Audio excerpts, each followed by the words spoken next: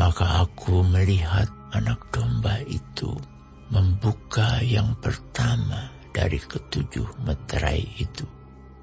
Dan aku mendengar yang pertama dari keempat makhluk itu berkata dengan suara bagaikan bunyi guru, "Mari."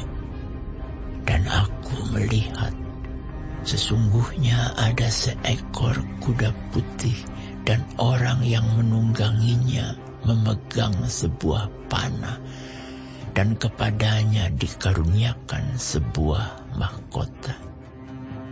Lalu ia maju sebagai pemenang untuk merebut kemenangan. Dan ketika anak domba itu membuka meterai yang kedua, aku mendengar makhluk yang kedua berkata, "Mari."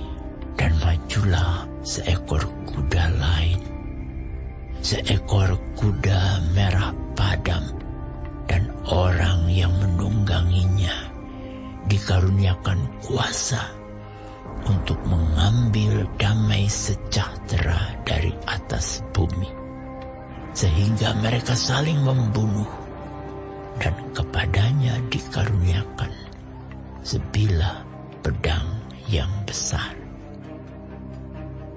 Dan ketika anak domba itu membuka meterai yang ketiga, aku mendengar makhluk yang ketiga berkata, "Mari." Dan aku melihat sesungguhnya ada seekor kuda hitam, dan orang yang menungganginya memegang sebuah timbangan di tangannya. Dan aku mendengar seperti ada suara di tengah-tengah keempat makhluk itu berkata, "Secupak gandum sedinar dan 3 cupak jelai sedinar. Tetapi janganlah rusakkan minyak dan anggur itu." Dan ketika anak domba itu membuka meterai yang keempat, aku mendengar suara makhluk yang keempat berkata, "Mari." Dan aku melihat sesungguhnya ada seekor kuda hijau kuning, dan orang yang menungganginya bernama Maut, dan kerajaan maut mengikutinya. Dan kepada mereka diberikan kuasa atas 1/4 dari bumi untuk membunuh dengan pedang, dan dengan kelaparan dan sampar, dan dengan binatang-binatang buas yang di bumi.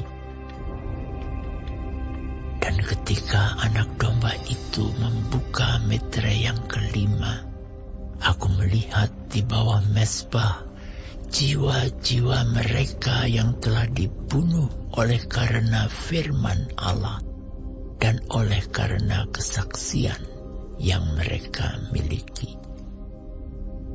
Dan mereka berseru dengan suara nyaring, katanya, "Berapa lamakah lagi, ya penguasa yang kudus dan benar, engkau tidak menghakimi dan tidak membalaskan darah kami kepada mereka yang diam di bumi?"